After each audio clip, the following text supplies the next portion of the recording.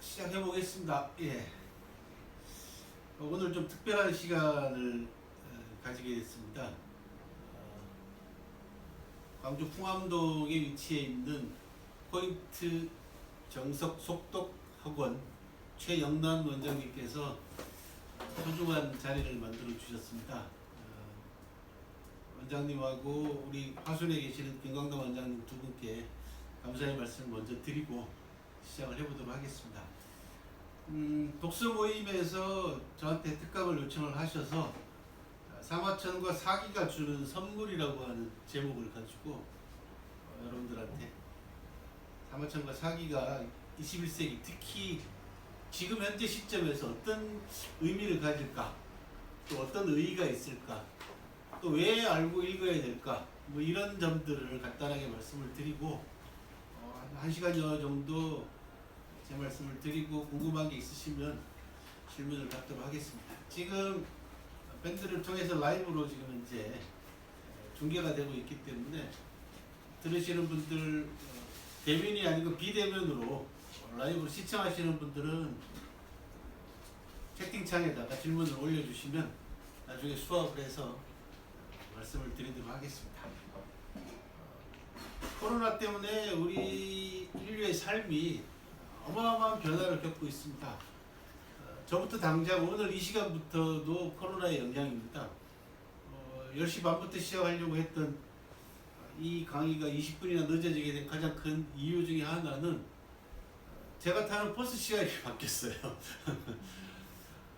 한 달 전까지만 해도 9시에 버스가 있어서 충분히 가능하리라고 생각을 했는데 20분이나 늦춰져 있더라고요. 오늘 나가보니까요. 그래서 계속 바뀌고 있습니다. 지금 버스 시간들이. 이런 변화되는 상황에 우리 인간이 어떤 방식으로 적응해야 될 것인가, 이것도 굉장히 혼란스러우시리라고 생각을 합니다. 그리고 현재 가장 큰 걱정 가운데 하나는 이후에 벌어지게 될 심리적인 부분들, 이게 이제 정신적으로 굉장히 큰 영향을 미치리라고 전문가들은 보고 있고, 실제로 제가 살고 있는 지역도 마찬가지고 곳곳에서 현재 접촉을 하지 못함으로써, 인간이라는 게 사회적 동물이기 때문에 접촉을 하고 이야기를 나누고 좀 싸우더라도 서로 접촉을 해야만이 심리적인 안정이라든지 가질 수 있는 심리적 준비태세, 이런 부분들이 있는데 이런 것들이 전부 다 이제 차단되어 있으니까 굉장히 심리적으로 큰 영향을 미치리라고 보고 있고, 특히 가장 활발하게 접촉을 해야 되는 청소년들, 자라나는 사람들에게, 어린아이들이나 청소년들한테 미치는 영향은 더 크리라고 봅니다, 현재. 그래서 그런 것들을 어떻게 준비를 할 것인가, 어떻게 대비할 것인가, 이런 부분들에 대한 고민도 좀 함께 하셔야 되고, 이 비대면 강의는, 오늘 특강은 성인들을 대상으로 하는 특강이기 때문에 이 비대면이 일상화되고 있는 이 상황 속에서 뭘 어떻게 좀 준비를 하고 또 내면을 키우기 위해서 어떤 공부가 필요한가, 이런 이야기를 같이 좀 나눠보도록 하고, 거기에 한 방법으로서 제가 평생 공부해온 사마천과 사기라고 하는 이 역사책과 역사가의 삶과 이 역사가가 남긴 책이 오늘날 우리한테 어떤 계시를 주고 통찰력을 줄 수 있을까, 이런 부분들을 좀 전달해 드림으로써 여러분들에게 인문학을 공부할 수 있는 기회를 좀 드리고자 특별히 이 시간을 만들었습니다. 사마천과 사기가 줄 수 있는, 우리에게 줄 수 있는 선물, 첫 번째 선물입니다. 오늘 선물을 많이 받아가실 텐데요. 첫 번째 선물은 지적 만족감입니다. 인간이라는 동물이 뭔가 새로운 것을 알아가고자 하는 욕구가 일단 본능적으로 갖추고 있는 동물이기 때문에 뭔가 새로운 것을 알고 내가 모르던 것을 안다라는 것 자체는 굉장히 중요한 의미를 갖습니다. 그래서 지적으로 만족을 줄 수 있느냐 없느냐는 그것이 책이 됐던 간에 그 사람이 이야기가 됐던 간에 기본적으로 그 지적 부분을 만족시키지 못하면은 책도 의미가 없고 그 사람의 강의도 사실 의미가 없죠. 재미도, 요즘 이제 그런 얘기 많이 하지 않습니까? 뭐 강의가 재밌어야지 듣지, 책이 재밌어야지 읽지, 이런 얘기를 많이들 하시는데 재미라는 것도 기본적으로 지적 만족감이 없는 상태에서 재미는 그냥 한순간에 흘러가 버리고 넘어가 버립니다. 그래서 지적 수준이 어느 정도 충족되고 난 다음에 재미가 있어야만이 그 다음에 깊이를 가지게 됩니다. 그래서 지적 만족감을 사마천 사기가 여러분들한테 줄 수 있는 첫 번째 선물인데, 사마천 사기에 나오는 지식이라는 것은 다른 지식하고 또 차원이 다릅니다. 요즘은 이제 지식이 해방된 시대 아닙니까? 여러분들이 포털 사이트나 다양한 그 SNS를 통해 가지고 기본 지식은 이제는 언제 어디서든지 여러분들이 스마트폰 하나로 다 해결할 수 있는 그런 시대가 되어버렸습니다. 그래서 단순한 지식 가지고는 이제는 지적 만족감이라고 할 수가 없죠. 저희 세대 같은 경우는 뭔가를 지식을 찾기 위해서 도서관에 가서 백과사전을 뒤져야 됐던 그런 세대 아닙니까? 그죠? 근데 지금은 그 백과사전이 소나기 안에 다 들어와 있다는 거죠. 그래서 이런 기존의 백과사전류가 줄 수 있는 지식은 사실 지적 만족감을 줄 수가 없습니다. 그런 점에서 사마천 사기가 우리에게 줄 수 있는 지적 만족감은 차원이 다르다. 차원이 다른 지적 만족감을 여러분들이 사마천과 사기를 통해서 얻을 수 있다. 그건 다시 말씀드려서 무슨 얘기냐 그러면 정신적으로 만족할 수 있는 기본이 충족된다는 얘기죠. 왜? 아니 내가 지식을 필요해서 검색해서 또는 얻었는데 이게 다른 지식하고는 완전히 다르네 차원이. 그러면은 정신적으로 만족감을 얻는 거는 자연스럽게 따라 나오는 과정이겠죠. 그래서 지식과 지혜가 동시에 얻을 수 있는 그런 컨텐츠를 제공할 수 있고, 사마천 대령은 역사가는 또 그런 삶을 살았던 분입니다. 그래서 지식과 지혜가 같이 어우러져 있는 그런 훌륭한 컨텐츠가 바로 사기고, 또 그 컨텐츠를 만들어낸 분이 사마천이라는 역사가다라는 그런 말씀을 드립니다. 자, 오늘날 시대를 한마디로 정의하라 그러면은 빅데이터 시대입니다. 많이 들어보셨죠? 빅데이터라는 말은. 이 빅데이터를 누가 많이 가지고 있느냐에 따라 가지고 경쟁이 결정납니다. 승부가 결정이 납니다. 지금 현재 전 세계를 앞선도에 나가는 빅데이터의 가장 큰 창고는 구글이라고 하는 세계적인 기업입니다. 구글에 여러분들이 보시면은 각종 정보나 지식들이 전 세계 언어로 전부 다 이제 제공이 되고 있지 않습니까? 이게 빅데이터입니다. 빅데이터는 두 가지입니다. 크게 나눠가지고, 하나는 과거에 존재했던 데이터들을 오늘날 현대 시대에 맞춰가지고 어떻게 가공해서 수많은 사람들에게 제공할 것인가라고 하는 거죠. 저처럼 역사를 공부하는 사람들은 그거를 이제 자료 내지 사료라고 얘기를 합니다. 과거 사람들이 남겨놓은 모든 기록들을 21세기에 맞게끔 인공지능을 이용해가지고 전 세계 사람들에게 무한대로 제공할 수 있는 과거의 빅데이터라는 게 존재하고, 두 번째는 현대인이 움직이면서 살아가고 있는 이 생활 모습 자체가 모든 부분들이 빅데이터 수집이 가능합니다. 특히 좀 노골적으로 말씀을 드리면 이제는 선거도 빅데이터의 싸움입니다. 선거도. 지난번 총선 예를 들어드리면은 사람의 이동량이 어느 쪽이 많은가를 전부 다 가지고 있는 스마트폰의 그 정보를 통해 가지고 이동량 많은 쪽으로 가서 유세를 하는 거죠. 이게 전부 다 빅데이터를 활용하는 기술입니다. 그래서 과거와 현재의 빅데이터를 얼마나 많이 가지고 있고 이 부분을 어떻게 잘 가공하느냐에 따라 가지고 경쟁 자체의 승부가 결정이 되는 그런 시대가 됐습니다. 그래서 그거를 정보라고 합니다. 간단하게 말씀을 드리면 정보량과 그 다음에 정보의 질이, 양과 질이 결국은 모든 경쟁의 승부를 결정하는 시대가 됐다라는 거죠. 그런 점에서 사마천 사기는 정보라고 하는 부분에 있어서 어마어마한 가치를 가지고 있는 그런 책입니다. 그래서 10여 년 전부터 저는 사마천 사기를 뭐라고 불렀냐 그러면 빅데이터다라고 불렀습니다. 왜 그러냐? 왜 사마천 사기가 빅데이터가 될 수 있냐? 한자가 가지고 있는 특성 때문에 그렇습니다. 한자는 잘 아시면 상형 문자죠. 그리고 현재 전 세계에서 상형 문자를 4,000년 넘게 지속적으로 끊어지지 않고 사용하고 있는 유일한 민족은 중국입니다. 그런데 한자는 잘 아시다시피 표의 문자입니다. 뜻을 나타내는 글자죠. 소리를 나타내는 글자가 아니라. 그래서 이 한자가 조립이 가능하고 결합이 가능합니다. 분해가 가능합니다. 우리 영화 가운데 트랜스포머라고 하는 영화가 있지 않습니까? 예. 분해됐다가 조립하고 분해됐다가 조립하고 그 다음에 다양한 모습으로 또 바뀌잖아요. 그죠? 이게 트랜스폼이 가능한 문자가 한자입니다.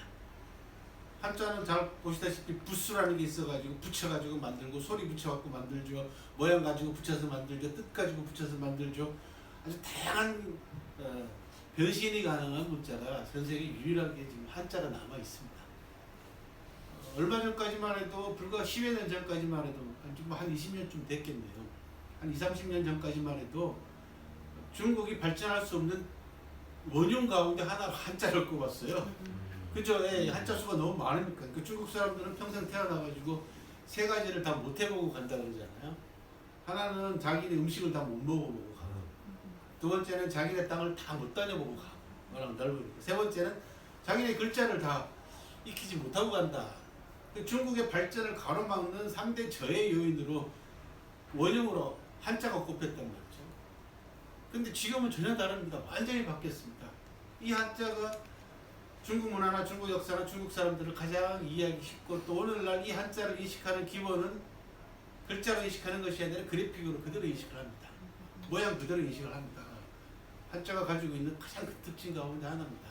그래서 중국어를 배우시거나 한자를 배우는 분들한테 제가 드리고 싶은 말씀은 가장 배우는데 재미있는 그 문자입니다. 굉장히 재밌습니다. 왜? 그 원리를 알고 들어가면. 그리고 지금 말씀드린 대로 조립과 분해와 그죠 결합이 가능한 이런 부분 쪽으로 현대적인 사고방식으로 발상으로 한자를 바라보게 되면 무지무지하게 재밌습니다. 조금만 깊이 있게 공부를 하시면은 한자보다도 더 재미나는 게 없다는 거죠. 자, 그러면 다시 이야기로 돌아와서 왜 상하천 사기를 빅데이터라고 얘기를 했냐? 자, 한자라는 것이 기본적으로 분해가 가능하고 조립이 가능하고 결합이 가능하다는 거죠. 그 분해와 조립과 결합이라는 것이 물리적인 분해와 조립과 결합만으로 끝나는 게 아닙니다. 왜? 화학적인 분해와 조립과 결합이 가능하다는 겁니다. 상형 문자의 기본적인 특징은 옛날에는 물리적인 결합이었습니다. 그냥 우리가 나무목이라고 하는 형상을 가지고 있는 옆에 부수에다가 다른 글자를 붙이는 정도였죠. 근데 이제는 그것이 점점 더 심화가 되면서 뜻을 가지고 있는, 의미를 가지고 있는 부수와 부수가 결합이 돼서 추상적인 개념으로 글자가 나온다는 겁니다. 그러니까 무궁무진하다는 거죠. 그 상하천 사기는 52만 6,500자로 이루어져 있는 방대한 역사책인데, 3,000년을 다루고 있는 역사책인데, 중국의 한자의 특성이 축약이 가능하고 은유와 상징 모든 비유가 가능한 글자를 가지고 있기 때문에 그 자체가 52만 6,500자의 조립의 경우의 수를 생각해 본다면 무한대라는 거죠. 그런 점에서 제가 상하천 사기를 빅데이터다라고 말씀을 드렸고, 현재 전 세계에서 과거 옛날 사람들이 남겨놓은 데이터로서는 중국이 가장 단연코 앞서 있죠. 그렇죠? 도대체 얼마나 많은 자료를 가지고 있는지 중국 사람들도 모릅니다. 저 옛날 각골 문자부터 시작해가지고 현재 계속 쓰고 있는 이 모든 문자를 통한 과거의 문화의 축적이라든지 역사의 흐름이라든지 이런 부분들, 그 속에서 중국 사람들이 활동해왔던 중국 사람들의 활동 상황들, 그리고 중국 사람들의 심리, 성격 이런 부분들을 파악하는 데 있어서 얼마나 많은 자료가 이제 축적이 되는지 알 수가 없습니다. 그래서 중국 사람들이 이런 자료들을 정말 현대에 맞게끔 빅데이터를 어떻게 분류하고 어떤 방식으로 사람들에게 제공하느냐에 따라 가지고 중국의 경쟁력이 저는 결정되리라고 봅니다. 그래서 제가 늘 강의하면서도 늘 말씀드리는 게, 미국과 중국의 패권 경쟁에 있어서 단기간 내에는 미국이 어느 정도 승리를 하겠지만은 오래 가면은 중국이 이길 수밖에 없다. 왜? 한쪽은 300년짜리고 한쪽은 5,000년짜리더라고요. 5,000년을 통해서 축적되어 있는 경험, 그 다음에 그 경험을 통해서 만들어낸 지혜, 그 다음에 인간관계에 대한 통찰, 이런 부분들을 모두 고려한다면은 궁극적으로 승부가 오래 간다면은 중국이 승리할 수밖에 없고, 현재 큰 추세, 흐름은, 대세는 그런 쪽으로 가고 있다, 그런 말씀을 드립니다. 한자가 가지고 있는 특성이라고 하는 부분하고 52만 6,500자 3,000년 통사인 사기하고의 관계를 간단하게 말씀을 드렸습니다. 이게 사마천 사기가 줄 수 있는 선물이다 라는 말로 첫 번째 선물을 요약을 하면서, 또 하나는 뭐예요? 그러면요, 인간이 가지고 있는 기본적인 욕구예요. 여러분들 PPT 보시면 나오겠지만 FOB라고 제가 얘기를 했습니다. FOB에 대한 갈망. FOB가 뭘까? 그죠? 이런 단어 있나요? FOB로 시작되는 영어 단어, 이런 단어 없죠, 그죠? JOB는 job 하면은 이제 직업은 되는데 FOB는 없어요. 이거는 F로 시작되는 글자, O로 시작되는 단어, B로 시작되는 단어, 이걸 합쳐놓은 fuck이라고 하는 단어로 제가 합쳐놓은 겁니다. FOB에 대한 인간의 갈망이 있습니다. 자, 보시면 F로 시작되는 단어가 뭘까요? First입니다. 최초.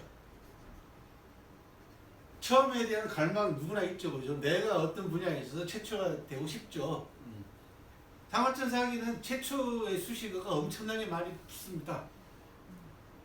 그러니까 최초의, 중국 역사상 최초의 통사, 3,000년 통사.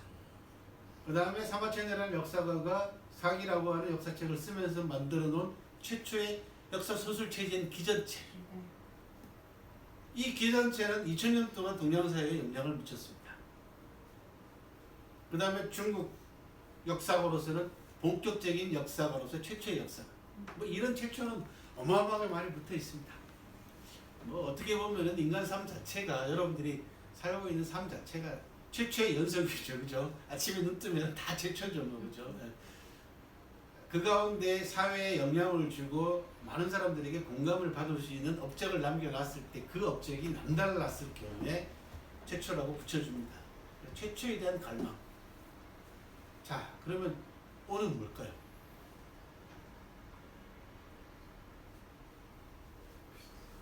only, 유일하다. 아, 이것도 갈망, 그죠? 아, 내가 그 분야에 관해서는 유일한 사람이야, 그죠? 여기에 대한 갈망도 있죠, 그죠? 뭐 저도 이 두 가지는 많이 해봤습니다, 그죠? 저도 최초 엄청나게 많이 해봤고 언니도 꽤 해봤습니다. 근데 마지막 게 중요합니다. B가 뭘까요, 그러면? 최초이자, 그 다음에 유일하죠. 근데 이게 B가 안 되면 앞에 게 다 허망합니다, 사실은. 왜? 최초이자 유일한 거는 누구나 다 할 수 있습니다. 근데 이 부분은 되게 힘들어요. B로 시작되는 이 단어는 대단히 힘듭니다. 뭘까요? 베스트. 예. 베스트는 대단히 힘들죠. 사마천 사기는 세 개의 요소를 다 갖추고 있을 뿐만 아니라 정말 최고로 갖추고 있습니다. 예, 어느 쪽이든지. 그래서 FOB에 대한 인간의 갈망을 충족시켜 줄 수 있는 역사가이자 역사서입니다. 그래서 인간의 욕구와 욕망을 만족시킬 수 있는, 그 욕구와 욕망이라는 것이 단순하게 먹는 거 이런 부분들이 아니라 지적, 그죠? 네, 만족감, 차원이 다른 그런 만족감을 줄 수 있는 최고이자 최초이자 유일한 역사책이다, 그런 말씀입니다. 첫 번째, 사마천 사기가 줄 수 있는 선물. 두 번째는 이 책을 남긴 사마천이라는 역사가가 대단히 위대한 사람입니다. 단순하게 큰 업적을 남겨놓았기 때문에 위대한 것이 아니라 삶 자체가 위대합니다. 우리가 흔히 위인전을 통해서, 위인전이 이제 위대한 사람들에 대한 전기잖아요, 그죠? 위인전이라는 게 위대한 사람들에 대한 전기가 위인전입니다. 그런데 실제로 위대하다라고 하는 부분에 대한 사람들의 가치 판단이 지금까지는 다 달랐기 때문에 실제로 오늘날 들어와가지고 과거에 우리가 읽었던 위인전의 위인들 가운데 상당 숫자는 위대한 인물이 아닌 사람들이 꽤 있습니다. 바뀌고 있죠. 그거는 뭐 시대에 따라서 늘 바뀌어야 됩니다, 실제로. 그리고 뭐 우스갯소리입니다만 살아있는 사람들은 막 위인전에 포함시킨다든지 하는 그런 또 말도 안 되는 일도 벌어졌습니다. 우리 사회에 있어서, 현대 사회에 있어서. 불과 얼마 전까지만 해도 잘 생각해 보세요, 여러분들. 애들 읽는 어린아이들의 권하는 책 가운데, 위인전 가운데 정말로 말도 안 되는 사람, 지금 평가해보니까 저 사람이 뭔 위인이냐, 이게 찌질이지, 이런 사람들도 있어요. 그죠? 그런 부분들 또 생각해가면서 우리가 위인에 대해, 그래서 옛날에 중국에서는 뭐라고 얘기했냐면, 한 인간에 대한 평가는 관에 들어가가지고 관뚜껑에 못을 박아봐야 한다, 그런 얘기를 합니다. 실제로. 즉 어떻게 살고 어떤 죽음을 맞이했고 그 죽음이 어떻게 평가가 되는가라는 것은 그 사람 자체가 평생 죽을 때까지 어떤 소신을 가지고 어떤 가치를 가지고 살았느냐에 따라서 평가가 되는 것이지, 지금 반짝한다고 해서 지금 그 사람이 다른 사람들로부터 주목을 받고 있다고 해서 위인이 될 수 있다는 것은 굉장히 어불성설이고 오만한 거다라는 거죠. 사마천은 삶 자체가 2100년이 지났습니다만 그 삶 자체가 대단히 위대한 삶을 살았던 사람입니다. 그리고 그 위대한 인간의 숭고한 삶 자체가 사기라고 하면 역사책 속에 고스란히 그 안에 들어있기 때문에 위대한 역사책입니다. 뭐 사마천이 어떤 삶을 살았느냐라는 부분은 여러분들이 제 유튜브에 워낙 많은 컨텐츠가 올라와 있기 때문에 길게 설명을 드리지 않겠습니다만은, 죽음의 문턱에서 시대가 자기 자신에게 주어진 책임감을 다하기 위해서 억울하게 사형 선고를 받고 살아남기 위해서 자기 자신의 성기를 잘라가면서까지 역사책을 완성한 사람입니다. 저는 뭐 이 대목을 얘기할 때마다 늘 가슴이 아픕니다. 가장 처절한 선택이지만 또 그 결과적으로 가장 위대한 선택이 됐죠. 왜 가슴이 아프냐 그러면은 49살의 나이로 자기 자신의 성기를 자른다라고 하는 것은 살아남을 생존 확률이 전문가들의 견해에 따르면 20%가 채 되지 않았습니다. 이 20%가 채 되지 않는 확률을 뭐 우리가 흔히들 얘기하는, 보통 사람들이 사람 삶에서 얘기하면 왜 도박이라고 얘기를 하지만은 사실 그런 도박이 어디 있습니까? 자기 자신 목숨을 내놓고 그것도 성기를 자르는 형벌을 자청한다. 이거는 보통 인간으로서는 상상하기 힘든 선택이자 결단이었죠.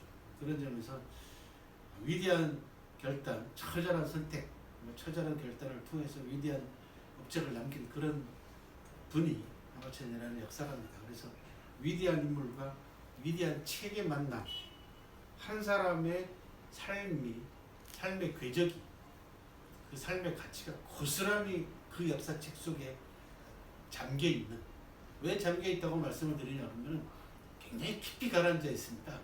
사마천의 정신이 역사책 속에 아주 깊이 가라앉아 있습니다. 그래서 여러분들 보통 사람, 뭐 저처럼 평생을 이 책을 공부한 사람도 지금도 이 책을 읽으면서 감탄하고 있는 이유 중에 하나가 바로 역사책, 사기라고 하는 역사책 속에 깊이 잠겨있는 사마천의 사상과 철학과 고뇌와 이런 부분들을 읽어내기가 만만치가 않습니다. 그래서 일반인들은 사마천 사기를 읽기가 대단히 어렵습니다. 사마천이 일부러 어렵게 쓴 거 아닙니다. 권력자를 비판하고 부당하게 이 세상에 대해서 권력을 휘두르는 사람들을 신랄하게 비난하는 그런 대목들이 사기 속에는 많습니다. 그런데 절대 권력을 가지고 있는 제왕부터 시작해가지고 기득권을 가지고 있는 지배계층들을 비난하고 비판하다 보면은, 하려다 보면은 자칫 잘못하면 검열에 걸려서 자기가 성기를 잘라가면서까지 완성하는 이 책이 폐기당할 위험입니다.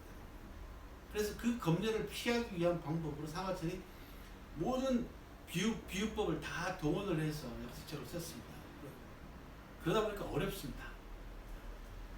그래서 이제 안내하는 안내자가 필요하죠. 수천 년 동안 사기를 공부한 사람들이, 학자들의 그 학문 성과를, 연구 성과를 전부 다 총망라하고 공부해서 여러분들이 쉽게 전달해 드리려고 이제 애를 쓰고 있는 과정이 이제 제가 사마천 사기를 공부하는 과정이다.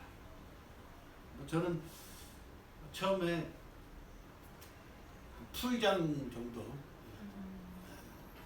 들어가서 풍덩 뛰어들어서 좀 헤엄치면은 한 10여 년 정도 헤엄치면은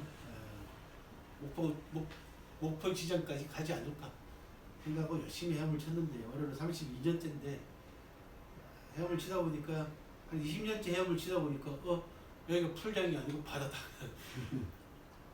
그래서 죽을 때까지 저는 뭐 헤엄을 치다가 갈 것 같습니다. 제가 남겨놓은 여러 가지 연구 성과나 그다음에 이제 지금 영상 시대가 되다 보니까 이런 영상 자료들이 후배들이나 젊은 친구들에게 어느 정도 어필을 해서 다음 세대가 연구할 수 있는 기반만 조금만 디딤돌 하나만 마련해놓고 가도 제 삶의 의미는 있지 않을까라고 생각합니다. 20여 년 공부하면서까지는 굉장히 오만하게 저도 공부를 했습니다. 대한민국에서 사기하면은 좀 말씀이 그렇습니다. 사기하면 그죠? 사기꾼 김영수밖에 없다. 뭐 이런 얘기를 저는 많이 들었기 때문에 굉장히 오만했었는데 지금은 전혀 그렇지 않습니다. 그만큼 깊이 있는 책이다라는 말씀입니다. 두 번째, 위대한 인물과 위대한 책의 만남.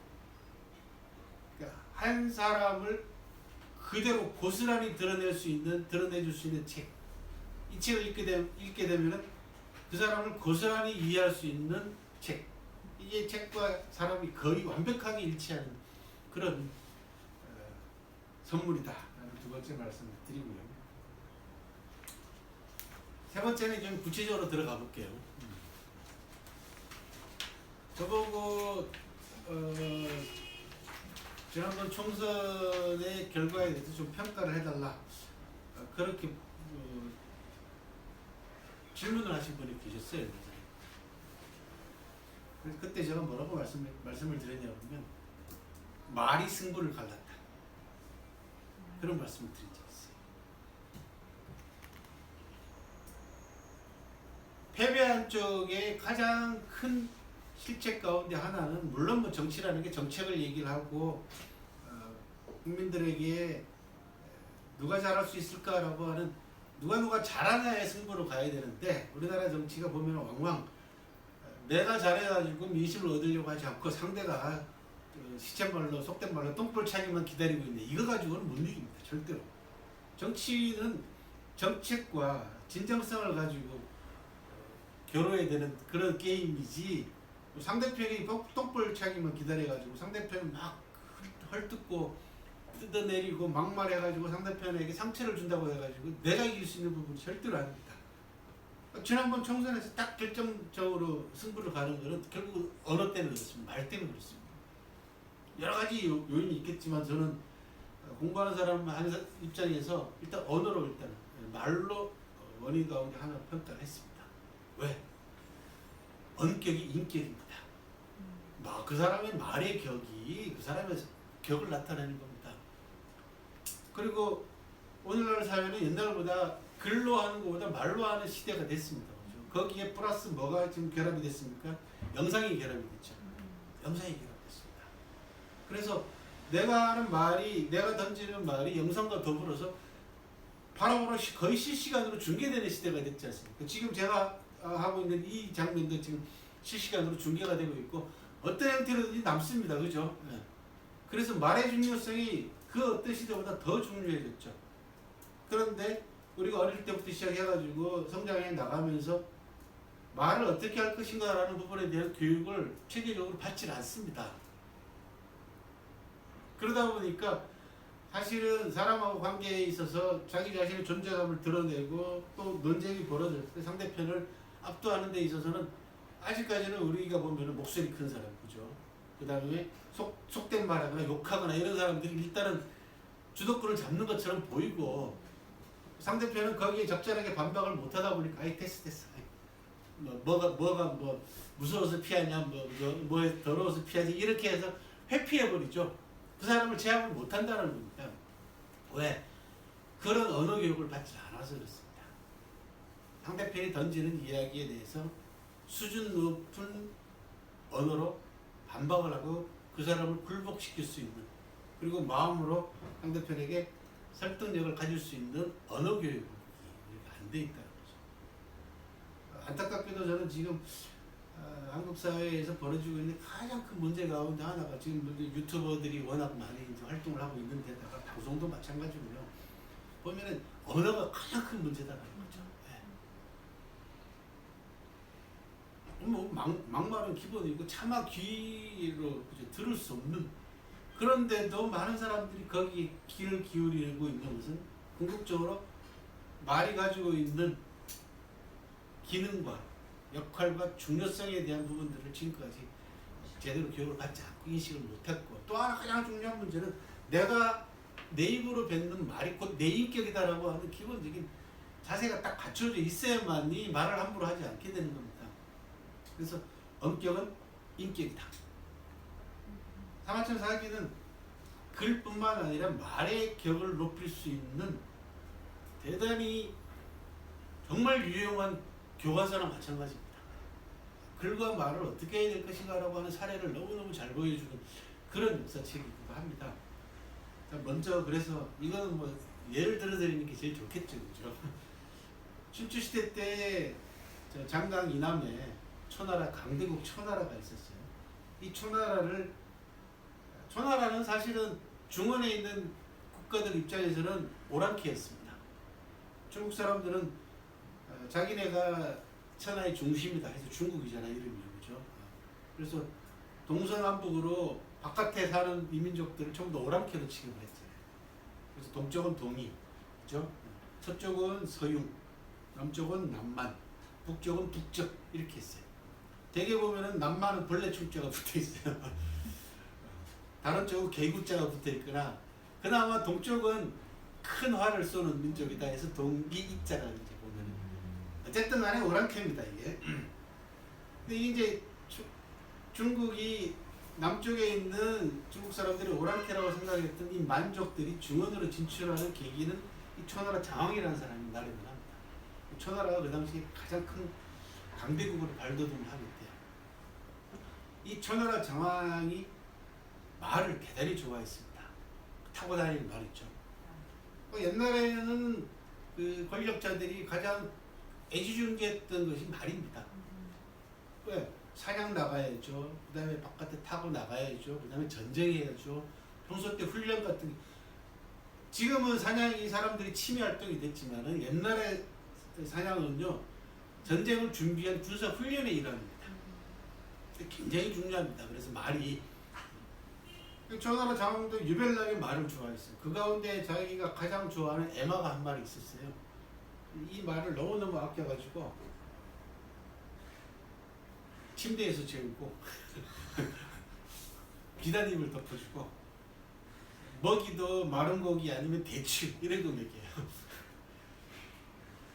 사람도 먹기 힘든 거. 그리고 운동을 안 시켜가지고 말이 비만증으로 죽습니다. 그 이제 장왕이 너무너무 이제 안타까워하는 거죠. 내가 아끼던 에마가 죽었단 말이죠. 그래서 뭐라고 얘기하냐면 관을 짜가지고 묻어주라고 그래요. 무덤을 만들어주라고. 세상에 사람도 못 받는 대접을 말이 받는단 말이야. 그 신하들이 말을 못하고 임금이 이제 엄명을 내려놨으니까 끙끙거리고 있습니다. 그런데 궁중악사, 궁중에 이제 악사가 있어요. 연예인입니다. 쉽게 얘기하면은. 왜 그러냐면 궁중에는 이제 연예인단이 있어요. 외국에 손님이 오면은 손님을 위해서 축하 파티도 해줘야 되잖아요. 그렇죠? 그럴 때 춤도 추고 노래도 부르고 연극도 하는 연예인들이 필요합니다. 궁중 악사 가운데, 초나라의 궁중 악사 가운데 우맹이라고 하는 악사가 있었어요. 자, 우맹할 때 우자는 배우할 때 우자입니다. 탤런트. 그래서 여러분들이 옛날 기록을 보시면서 사람인별에 우수할 우자 붙어 있는, 여기 이제 탤런트예요. 배우할 때 그 우자예요. 우자가 붙어 있으면은 연예인. 그래서 연예인 맹이야. 우맹은. 우맹이 막 장왕한테 뛰어와가지고 대왕 그러시면 안 됩니다. 그럼 이제 다들 깜짝 놀랐죠, 사람들이. 저 연예인 우맹이 왜 저럴까? 대왕 그러시면 안 됩니다. 그랬더니 이제 장왕도 뭐가 그러면 안 되는 거냐? 라고 얘기했더니 아니 대왕이 얼마나 아끼시는 말인데 그 말을 그렇게 하시면 안 됩니다. 그렇게 얘기해요. 그럼 어떡하란 얘기냐? 아니 대왕이 얼마나 애지중지하던 애만데 그게 나무관이 뭡니까? 돌로 관을 만들어요. 다들 전부 다 이제 어리둥절한 겁니다. 벙친 겁니다. 그죠? 아니 저놈 자식이 들어와가지고 한다는 소리가 나무관도 지금 난리도 아닌데 사람들이 웅성웅성거리고 있는데 저 와가지고 돌로 관을 만들려고 하냐. 돌을 장식해가지고 석관에다가 장례를 치러야 되고 그리고 어떤 말입니까 이 말이 대왕이 그 말을 타고 천하를 다 돌아다니신 말 아닙니까? 그러니까 달 잡아서 장례를 치러야 됩니다. 그리고 이웃 나라에게 부고장도 돌려야 됩니다. 몇 년 몇 월 며칠 날 몇 시에 초나라 어디에서 초나라 장왕이 가장 아끼던 에마의 장례식이 있으니까 문상 와라. 그럼 뭐 어이가 없죠, 그죠? 그런데 제일 마지막 말이 중요합니다. 그렇게 하셔서 우리 대왕은 사람보다 말을 더 아낀다는 것을 세상에 확실하게 보여줘야 됩니다. 장왕도 아주 대단히 뛰어난 군주입니다. 싱긋이 웃으면서 내가 그렇게 잘못했냐 그냥 대충 땅에 묻어주고 고기는 삶아서 먹어라 하고 충고를 받아들였다 라고 하는 그런 일화가 있습니다. 이런 게 이제 언어죠. 그렇죠?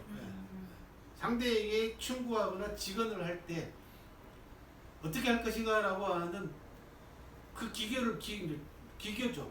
사실은 굉장한 그 풍자와 그죠 유머가 그 안에 들어가 있는 겁니다. 굉장히 격이 높은 말입니다. 또 하나 더 얘기할게요. 전국시대 때 제나라 오늘날 산동성을 얘기를 합니다. 산동성에 있는 제나라의 위왕이 통치하는 시절에 순우곤이라고 하는 외교관이 있었어요. 근데 이 제나라 위왕이 술을 너무 좋아합니다. 뭐 기록에 따르면은 일주일 내내 술만 먹었다라고 하는 기록이 있어요. 다른 경공이라고 하는 임금이긴 한데 어쨌든 옛날에 군주들은 오늘날처럼 뭐 딱히 다양한 오락거리가 없잖아요. 그러니까 술, 그 다음에 이제 후궁들, 그 다음에 말타기 뭐 이런 거였어요. 하루는 제나라 위왕이 순우군하고 이제 대화를 나눕니다. 그러니까 위왕이 권리더라고 순우군에게 그대는 주량이 얼마나 돼요? 라고 물어봐요. 순우군이 이때다 싶어가지고 술만 먹었다 그러면 1박 2일 뭐 취해가지고 술이를 그리고 또 제나라 왕들은 재밌게도요 앉아 춤추라는 책에 보면은 술 마시고 나면은 2차 가잖아요. 2차를 어디로 가냐면 신하 집으로 가잖아요. 재밌어요. 오늘날하고 비슷합니다. 그러니까 순우곤은 마침 위왕이 주량을 물어본단 말이지. 이렇게 엿대다 싶어가지고 이제 꾀를 냅니다. 뭐라고 대답을 하냐면 저는 그때마다 다릅니다. 그렇게 얘기해요. 아니 그래도 평균 주량이 있을 거 아니요. 저는 때에 따라 다릅니다. 도대체 무슨 얘기요? 그랬더니 궁에서 임금님께서 술을 내리시면 너무 어려워서 한 잔만 먹어도 피신 돕니다. 집에서 아버지가 손님이 왔다고 손님에게 인사를 시켜드리고 술잔을 내리셔도 한두 잔 마시면 취합니다. 어려운 자리라서. 친구들하고 마시면 뭐 한 병은 마십니다. 그러면서 또 재미난 얘기를 합니다. 옆에서 분냄새가 살살 풍겨오고 참 기가 막힙니다. 그죠? 옷걸음을 풀어놔도 복장을 좀 편안하게 해도 실례가 안 되는 자리라면 밤새 먹어도 끝도 없습니다. 그렇게 얘기를 하면서 여기까지는 뭐 임금이 들어도 야 그럴듯하다 그럴 거 아닙니까? 이 마지막 대목이 또 기가 막힙니다. 딱 8가지를 얘기를 합니다. 주국생란이요 낙극생비입니다. 이렇게 얘기를 합니다. 술이 극에 달하면 난리가 나고 주극생난 술이 극에 달하면 난리가 나고 낙극생비 쾌락이 즐거울 낙자입니다. 쾌락이 극에 달하면 슬퍼집니다. 저는 이 대목을 읽으면서 정말 저한테 하는 얘기 같아서 소름이 돋았어요. 네. 저도 술을 중국을 많이 다니면요 술을 제대로 못하면은 중국 사람들은 가까워지기 대단히 힘듭니다. 원래 또 술을 좀 먹는 데다가 주량이 있는 데다가 술자리를 제가 좋아합니다. 그 다음날 아침에 일어나면은 정말 낙극생비야, 그죠? 아, 내가 왜 이러고 살지? 이제 그런 생각이 드는 거죠. 그런 경험이 몇 차례 있었어요. 그러니까 인생의 깊이를 깊이 있게 통찰하지 않고서는 나올 수 없는 글자입니다. 이게 8글자는 주극생난이요, 낙극생난. 참 기가 막힙니다. 이 얘기를 듣고는 제나라 위양이 술을 절제했을 뿐만 아니라 술자리가 있으면 꼭 순우군을 불러서 자기 자신의 술 먹는 이런 부분들을 체크하게 만들었다라고 그런 얘기가 나옵니다. 이런 사례는 사마천사학에 수도 없이 많습니다. 그래서 말과 글이 굉장히 천박해진 시대를 살고 있습니다. 우리가 좀 격을 높여야 되지 않을까. 결국은 격을 높이려면 두 가지가 필요합니다. 하나는 인문학 공부를 통한 성찰이죠. 생각하는 마치 코로나 때문에 그 시간을 우리가 많이 가질 수 있습니다. 이때 여러분들에게 이런 수준 높은 글과 말을 좀 좋은 책을 통해서 얻어가십사 말씀드리고 싶습니다. 세 번째 선물이었습니다. 네 번째는 역사 주체에 대한 자각, 이렇게 좀 어렵게 말씀을 드렸는데 민주주의 시대를 살고 있습니다. 그러니까 그죠? 민주주의 헌법 제1조가 뭡니까? 모든 권력은 국민으로부터 나온다. 민주 아닙니까? 그죠? 백성이 국민이 주인인 시대죠. 그런데도 실제로 우리의 사회 생활을 놓고 보면은 사는 사람을 놓고 보면은 내가 나라의 주인이 맞는가? 그죠? 네, 그런 생각할 때가 많습니다. 과연 나는 국가로부터 제대로 대접을 받는가? 과연 차별 없이 대접을 받고 있으며 정말 내 주권, 내 권리 하나가 이 세상을 바꾸는데 과연 힘이 될 수 있을까라고 하는 의문을 많이 품지 않습니까? 왜? 한국 사회 기득권 세력들이라든지 사리사욕이라든지 탐욕에 빠진 자들이 하는 행태를 놓고 보면은 또 그들이 잘못을 저지르고 또 잘 먹고 잘 사는 걸 놓고 보면은 늘 그런 허탈감을 국민들이 많이 가지지 않습니까? 또 그런 부분들을 해소하기 위해서 우리가 얼마나 많은 희생들을 지금까지 치러왔습니까? 그래서 돌아가신 한 대통령께서는 뭐라고 얘기하셨냐면 깨어있는 시민들의 단합된 힘이야말로 단결된 힘이야말로 그렇죠? 진정한 민주주의를 이끌어 나가는 원동력이 될 수 있다. 그런 말씀도 하셨잖아요. 그러니까 우리 늘 힘없는 국민들은 권력과 부로부터 거리가 먼 국민들은 그런 허탈감을 또 박탈감을 느끼고 상대적 박탈감을 느끼고 살았다는 거죠. 그건 뭐야 그러면 역사의 주체가 내가 역사의 주체다라고 하는 주체의식이 정확하게 들어가 있지 않아서 그렇다는 겁니다. 그 놀랍게도 2100년 전에 사마천이라는 역사가는 역사를 움직이는 운동력과 주체는 수많은 보통 사람들이다라는 것을 자각했던 역사입니다. 대단한 역사책입니다. 실제로 사마천 사기 이후에 다른 역사책들이 보여주는 역사의식은 오히려 사마천 사기보다 후퇴합니다. 그래서 수많은 보통 사람들의 기록을 사기 130권 가운데에서 절반이 넘는 70권의 열전을 통해서 사마천이 남겨놨습니다. 그리고 이 사마천의 역사의식은 집단지성 시대와 정확하게 일치하는 사관입니다. 오늘날 시대는 집단지성의 시대입니다. 누가 뭐라 그래도 그죠? 누가 한마디 하고 나면은 그 한마디가 정확한지 아닌지는 바로 그죠? 검증이 들어갑니다. 바로 검증에 들어갑니다. 누가 검증합니까? 수많은 보통 사람들이 검증합니다. 깨어있는 사람들이 검증합니다. 저 사람 얘기가 옳은지 팩트 체크부터 시작해가지고 심지어 어떻게 합니까? 무슨 의도가 있는지 없는지부터 시작해서 이 모든 것들을, 즉 팩트 넘어가지고 트루스, 진실까지 찾아나가는 시대가 됐습니다. 옛날에는 그것이 특정한 집단이나 특정한 직업을 가지고 있는 사람들에 한정이 되어 있었죠. 매체에 종사하는 사람들이 취재를 통해 가지고 팩트를 체크하고, 좀 더 의식이 있는 언론인 같으면은 그 팩트 이면에 들어있는 진실까지 추적해서 사회의 부조리나 비리나 이런 부분들을 탐사해서 지금까지 해왔지 않습니까? 근데 지금은 언론의 역할은 완전히 뒷전으로 밀려났습니다. 언론은 기득권화 돼가지고, 그죠? 오죽했으면은 뭐 기레기 소리를 듣고 살겠어요. 요즘은 기레기보다 뭐 기덕이요? 기덕이라고 하더라고요.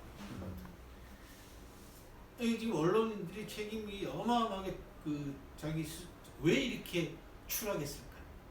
그리고 왜 이렇게 타락했을까라고 하는 부분에 대한 깊이 있는 성찰 없고, 또 거기에 대한 환골탈태 내지 완전한 변화 없이는 우리나라 언론인들은 거의 죽어가는 거예요. 거의 제가 볼 때는 뭐 조용히 역사의 무대 뒤로 퇴장하지 않을까 싶습니다. 뭐 이런 식이라면 언론은 뭐가 필요합니까? 오늘날 이런 식이라면. 왜? 수많은 보통 사람들이 집단지성이 발휘하고 있는 이 정도의 취재 능력도 되지 않는 사람들이 기자증을 달고 다니면서 언론이라고 하는 게, 이거는 굉장히 부끄러운 거죠. 그렇죠? 왜? 취재원에 누구보다도 가장 가깝게 접근할 수 있는 특권을 가지고 있는 사람들이잖아요. 출입증 들고 다니고 기자증 들고 다니잖아요. 그런데도 취재한 내용이라든지 결과는 수많은 보통 사람들이 취재한 내용보다 훨씬 못하거나, 아니면 거짓말하거나 왜곡하거나 가짜를 퍼뜨리고 있는 그런 수준이라면 그거는 도태돼야죠. 없어져야 되는 부분이 맞습니다. 최근 들어와가지고 제가 많이 느끼는 것 가운데 하나는 뭐냐면, 역사는 옛날에는 기록이라고 했습니다. 그죠? 남겨놓은 기록을 가지고 그 기록을 바탕으로 해서 사실을 체크하고, 역사관은 좀 더 한 단계 더 들어가서 그 기록 이면에 숨어있는 진실을 찾아나가는 게 역사가의 임무입니다.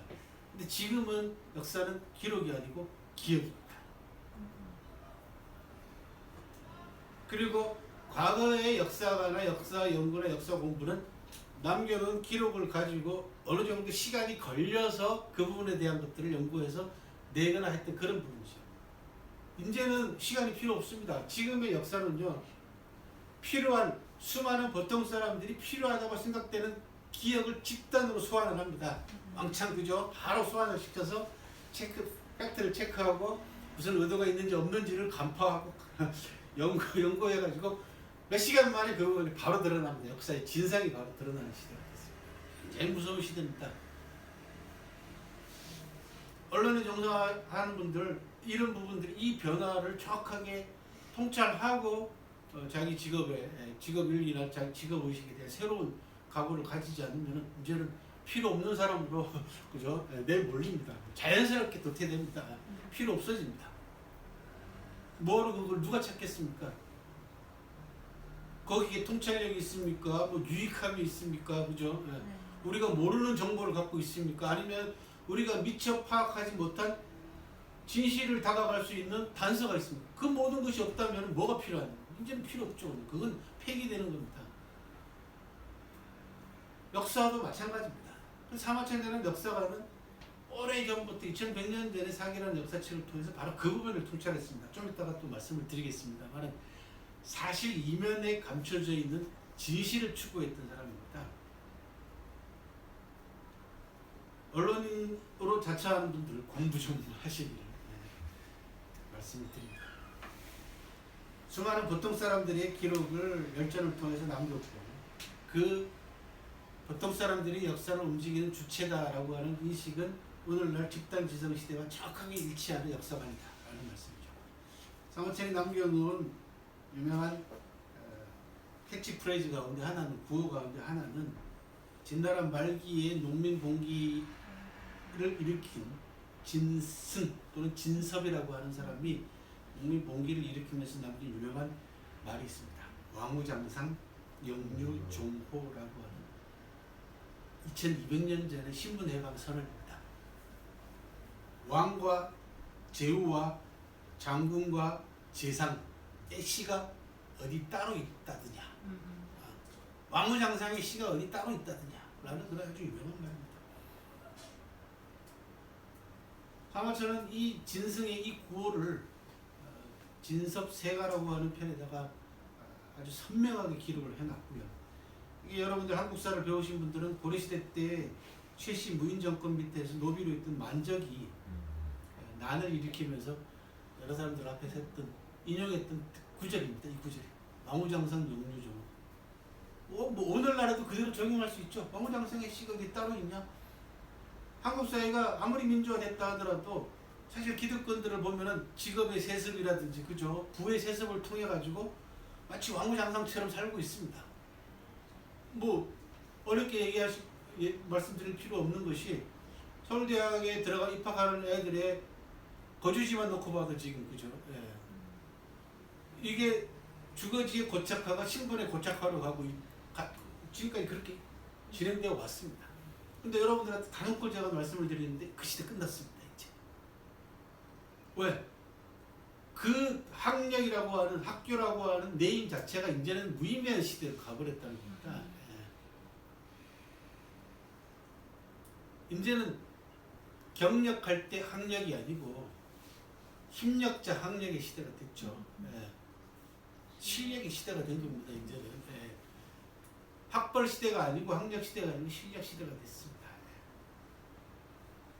예. 그것이 코로나로 인해 가지고 좀 더 단축되고 있는 그런 중입니다. 그 좀 더가 아니고 굉장히 빠른 속도로 이제 단축이 되고 있다. 그런 말씀을 드리고 싶습니다. 그러면 앞으로는 뭐가 필요하냐? 노블레스 오블리주가 필요한 시대가 됩니다. 고귀한 만큼 내가 부를 누리고 있고 내가 권력을 가지고 있는 만큼 그 부와 권력으로부터 파생되고 있는 오블리주, 책임과 의무를 내가 얼마만큼 다 하느냐 하지 못하느냐에 따라 가지고 그 사람이 정말 귀한 사람이냐 고귀한 사람이냐 아니냐로 판가를 맞는 그런 시대가 됐다. 그런 말씀 드립니다. 역사의 주체에 대한 확실한 자각을 했던 역사가 이런 네 가지 선물을 합쳐가지고 여러분들한테 말씀을 드리면은 경계를 허물고 경지를 개척한 차원이 다른 역사다. 이렇게 말씀을 드릴 수가 있겠죠. 우리가 인간으로서 살아나갈 때 늘 경계선상에서 고민을 합니다. 내가 이쪽을 선택할까, 저쪽을 선택할까, 그죠? 네. 눈앞에 보이는 이익 쪽으로, 눈앞에 보이는 조금 편안한 쪽으로 가기 쉽습니다. 그 경계선상에서. 그게 아니고 힘들지만은 올바른 길. 그래서 저는 늘 뭐라고 말씀을 드리냐면 옳은 길은 역사상 한 번도 편한 적이 없었다. 그런 말씀을 드립니다. 하지만 그 힘든 길을 선택한 사람들이 지금까지 인류의 역사를 개척해왔죠. 많은 사람들에게 희망을 주어왔고, 사마천 이런 역사관 아까 말씀드렸다시피 억울하게 반역죄에 몰려가지고 역사책을 완성하지 못한 상태에서 살아남기 위해서 죽음보다도 치욕스럽다고 하는 궁형을 자처하는 어마어마한 처절한 선택을 했습니다. 바로 그게 경계 아닙니까? 그 경계에서 사마천의 선택 하나가 사기라고 하는 인류 역사상 가장 귀한 역사책을 선물로 남김으로써 수많은 사람들에게 영감과 통찰력과 감동을 주고 있습니다. 사마천 사기, 사마천의 삶 자체는 경계를 허물고 경지를 선택한 거죠. 경지를 개척한 겁니다. 남다른 경지를 선택한 차원이 다른 역사책이자 차원이 다른 삶을 살았던 분이다. 그런 말씀으로 멋있게 한번 그렇게 꾸며봤습니다. 이런 말씀을. 그러면은 사마천 사기가 어떤 면에 있어서 경계를 허물고 남다른 경제를 개척한 거냐? 슬라이드에서 보고 계시는 이분은 노신이라고 하는 중국 사람들이 가장 존경하는 문학가입니다. 중국의 대문호죠. 노신이라고 하는 분이 사마천 사기를 어떻게 평가를 했냐면 사가지 절창이요 누운지 이소다 라고 하는 10글자로 기가 막히게 평가를 한 적이 있습니다. 저는 한 20년 가까이 공부를 하면서 노신이 이 말을 늘 대책에다가 인용을 했어요. 그런데도 진짜 이 말의 의미가 뭔지를 몰랐습니다. 공부라는 게 그렇습니다. 아무리 오래 해도 깨닫지 못하면은 정말 헛공부다라는 걸 많이 느끼고 삽니다. 사가지 절찬, 역사가의 기가 막힌 노래, 그런 뜻입니다. 절창은 우리가 절묘하다라든지 그런 얘기할 때 절자를 씁니다. 끊을 절자인데 기가 막히다라는 뜻입니다. 다른 말로 아니고 더 이상 어디 갈 데 없는 그런 뜻이에요. 그래서 역사가의 기가 막힌 노래요. 사가지 절창이요. 무은지 이소다. 가락 없는 이소다. 이소라는 것은 굴론이라고 하는 시인의 시입니다. 이게 뭐야 그러면 사마천 사기를 노래로 본 분입니다. 노래로, 역사가의 노래로 봤잖아요. 절창이라고 얘기했고 시로 봤잖아요. 가락 없는 시다라는 뜻입니다. 그래서 참 멋있는 말씀이다 하고 늘 인용을 했는데 뜻을 몰랐다는 겁니다. 왜 몰랐냐? 사마천 사기가 노래라는 걸 깨우치는데 20년이 걸렸어요. 제가 에이 무슨 말씀을, 역사책이 무슨 노래책입니까? 노래책입니다. 시집입니다. 왜? 사마천 사기가 52만 6,500자입니다. 글자 수 어마어마하게 많습니다. 500쪽짜리로 번역을 하면 한 7권 정도 돼요. 진짜 많죠? 저도 20년 가까이 많다고 생각하고 살았어요. 아, 이걸 언제 다 하나하나 다 읽고 다 깨치냐고 살았어요. 근데 20년쯤 넘어갈 무렵에 이게 과연 많은 걸까 하고 다른 역사책들, 다른 기록들을 비교를 해봤어요. 그랬더니 1500년 정도 되는 사마강의 자취통감은 300만 자가 넘고요. 500년밖에 안 되는 조선왕조실록은 수천만 자예요, 글자 수가. 근데 사마천 사기는 몇 년을 다루고 있는 역사책이냐면 3000년을 다루고 있습니다. 3000년을 다루고 있는 역사책이 52만 6,500자. 이게 적은 거라. 적은 정도가 아니라 어마어마하게 적은 거예요. 아까 처음 뭐라고 말씀드렸냐면 한자의 특성이 이제 압축을 할 수 있다. 그죠? 분해하고 조립하고 그죠? 압축할 수 있어요. 줄일 수가 있습니다. 그럼 사마천 사기가 50만 6,500자가 왜 적은 숫자냐? 라고 하는 부분을 또 의문을 가지게 되잖아요. 사마천 삶을 다시 들여다봤더니 그럴 수밖에 없는 처지가 있는 겁니다. 사마천이 49살에 궁형을 자청하고요. 50세에 풀려납니다. 옥에서. 그리고 55세 내지 56세 무렵에 세상을 떠난 걸로 추정을 합니다. 그 사기를 완성하는 데까지 필요했던 시간이 5년 내지 6년 정도 되는데 옥에서 풀려나고 난 다음에 문제는 뭐냐 그러면 사마천이 궁형이라고 하는 어마어마한 신체적인 상해를 입었잖아요. 해를 입었지 않습니까? 궁형을 당하고 나면은 여자로 바뀝니다. 호르몬의 변화에 의해 가지고 정체성이 달라집니다. 이게 심리적으로도 정신적인 트라우마도 어마어마합니다. 이루 말할 수가 없죠. 두 번째, 반역죄에 몰릴 그 무렵에 고문도 많이 당했습니다. 그러니까 사마천이 옥에서 풀려나면서 내게 남은 수명이 얼마나 될지 자신이 없는 거예요. 아, 이게 가장 가슴 아픈 거죠. 언제 죽을 줄 모른다는 겁니다. 그런데 사기는 완성해야 되잖아요. 그러니까 혼신의 힘을 기울여서 빠른 시간 내에 이 책을 쓸 수밖에 없습니다. 그래서 아까 처음 말씀드린 대로 압축할 수 있는 방법은 온갖 비유법을 다 동원해가지고 은육, 직유, 상징, 반어, 도치법을 다 동원해서 검열도 피해야 되죠. 그 다음에 빨리 끝내야 돼요. 줄일 수밖에 없죠. 그래서 노신이라는 저 문학가가 저렇게 얘기한 겁니다. 노래예요. 시에다가 비유한 거죠. 즉 소설하고 시하고 여러분들 생각해 보면은 시는 뭐 말할 수 없이 짧잖아요, 그렇죠? 소설하고 비교한다. 그 대신 소설보다 시는 이해하기는 더 어렵죠. 그걸 더 줄였다고 생각하면 더 이해하기 어렵죠. 그겁니다. 그러니까 노신이라는 문학가는 얼마나 기가 막힌 문학가입니까? 50년 6천억짜리 노래로 벌써 이직했다는 거죠. 백수십 년 전에 이미. 근데 저는 20년을 공부하고도 이 책만 공부하고도 20년이 넘어갈 동안 저 말뜻을 몰랐다는 겁니다. 저 말뜻을 헤아리는데 20년이 걸렸습니다. 그래서 그 다음부터 마찬가지입니다. 역사적 문학서요, 문학적 역사서다라고 하는 평가도 계속 제 책에다 인용을 했어요. 제가 한 말이 아닙니다. 연구자들이 한 말입니다. 그러고는 결과적으로 놓고 보면 예술로 승화된 역사책입니다. 또 하나 더 놀라운 사실은 역사책 속에 상상력이 동원되어 있습니다. 대단하죠. 저는 그래서 역사가로서 역사를 공부하면서 상하천에게 받은 선물이 무궁무진합니다. 되게 역사를 공부하는 사람들한테는 뭐라고 얘기를 하냐면 상상력이라는 건 아예 금지사항 금물처럼 받아들입니다.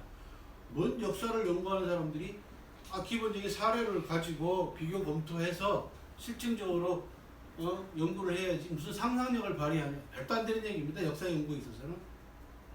그런데 상상력이 필요하다라는 부분들을 사기를 통해서, 사마천을 통해서 아주 기가 막히게 제가 선물을 받은 겁니다. 상상력이라는 건 결과적으로 뭐하고 연결됩니까? 의문하고 연결됩니다. 의심하는 거죠. 그렇잖아요, 여러분들. 뭔가 기록에 남아있는 팩트를 이게 좀 이상하다? 라고 의문을 품잖아요. 그러면은 이 의문을 해소하기 위해서는 어떻게 해야 돼요? 상상력을 동원할 수밖에 없습니다. 그거를 범죄수사에서는 뭐라고 얘기합니까? 합리적 의심이라고 해요. 그죠? 합리적 의심이라고 합니다. 문학가들은 그걸 상상력이라고 얘기를 한 겁니다. 근데 역사가한테는 과연 이런 상상력이 필요 없을까? 아니다. 왜? 합리적 의심은 당연히 필요한 거다. 그러려면 의문을 풀기 위해서는 기본적으로 상상을 해봐야죠. 이러지 않았을까? 그리고 다른 자료들을 전부 다 대조 검토하고 난 다음에 상상력을 동원해서 이랬을 가능성이 있다라고 제시하는 것, 이것도 역사가 해야 될 역할 가운데 하나죠. 저는 그게 진실로 다가가는 길이다. 근데 사마천은 이미 그걸 다 보여줬어요. 합리적 의심, 상상력을 통해 가지고 진실에 가깝게 다가서고 사람들로 하여금 책을 읽으면서 어느 쪽이 진실에 가까울 거라는 걸 스스로 선택하게 만들어주는 아주 기가 막힌 역사 연구 방법을 이미 2100년 전에 동원을 했다라는 겁니다. 그래서 특히 젊은 학생들에게 사마천 사기 꼭 원문을 읽지 않더라도 관련된 책을 꼭 읽기를 권합니다. 왜? 상상력을 개발하고, 상상력이 결국 창조력의 근원입니다. 그죠? 그리고 지금 21세기는 누가 뭐라 그래도 누가 뛰어난 창의력을 발휘하느냐에 따라 가지고 경쟁에서 큰 승부의 질은 갈림길이 될 수도 있거든요. 그래서 역사의 상상력을 허용한 통찰력을 가졌던 역사가로서 큰 선물을 받을 수가 있다.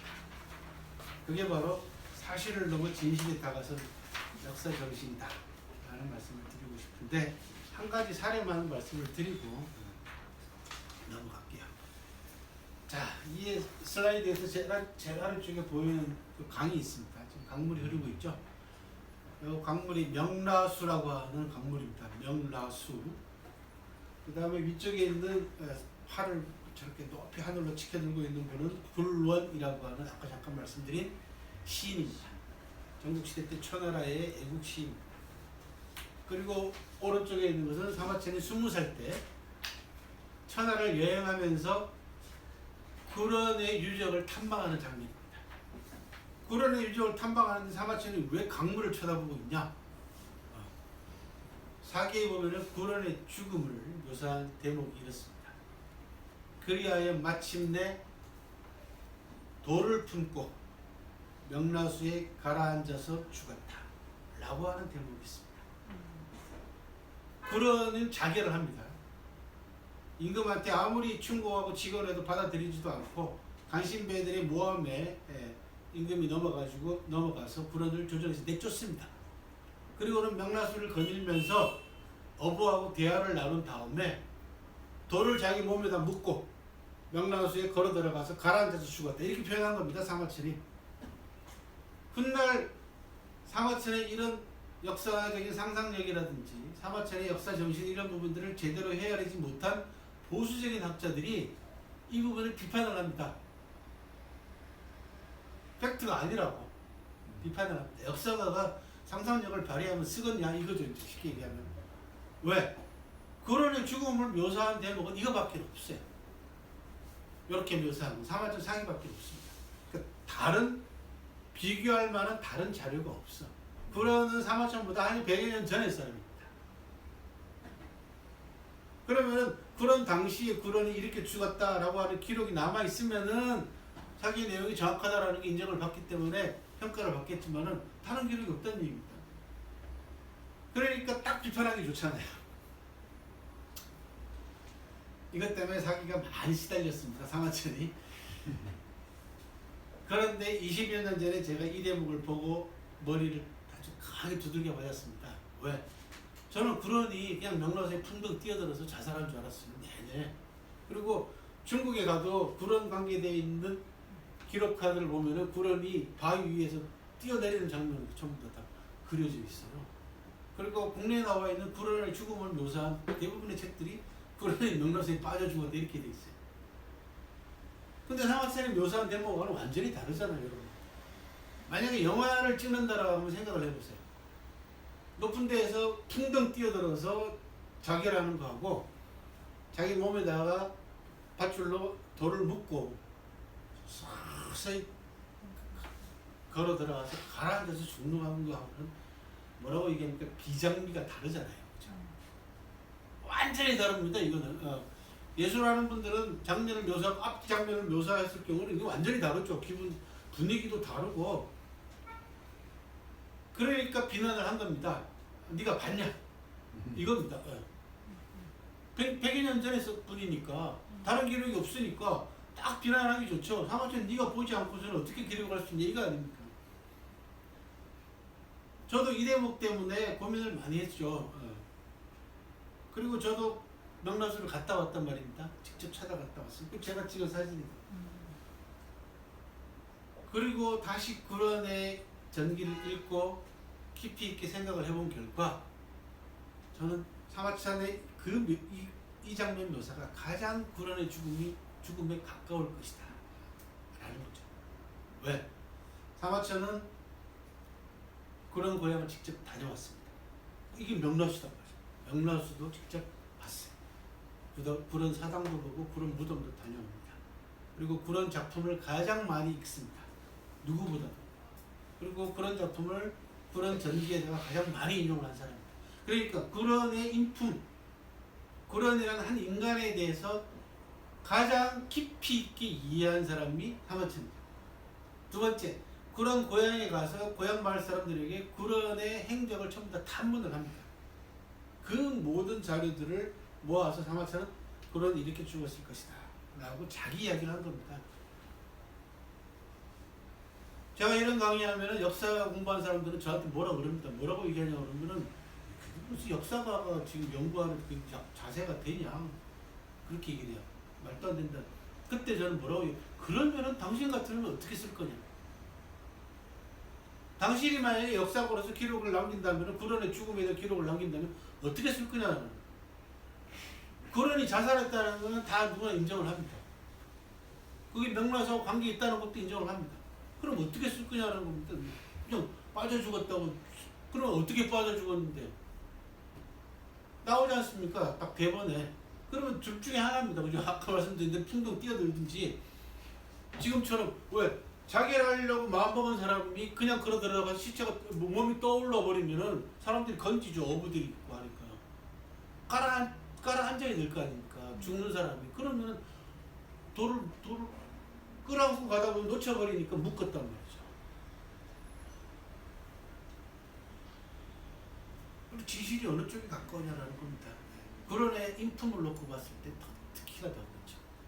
그리고 구런 고향을 직접 탐방한 사마천 입장에서는 여러 이야기들을 들었을 거 아닙니까? 가장 구런의 인격에, 구런의 성격에 가장 가까운 죽음을 사마천은 진실에 가깝다고 본 거고, 저는 또 그것이 진실에 가깝다고 보는 겁니다. 재미난 건 뭐냐 그러면 제가 명나수를 가봤는데요. 뛰어내릴 데가 없어요. 그죠?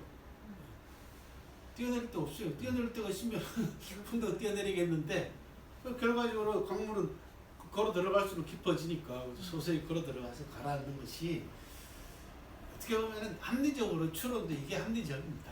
근데 사마천을 헐뜯으려고 비판하려고 했던 사람들이 내세우는 네가 봤냐 이거죠. 그죠?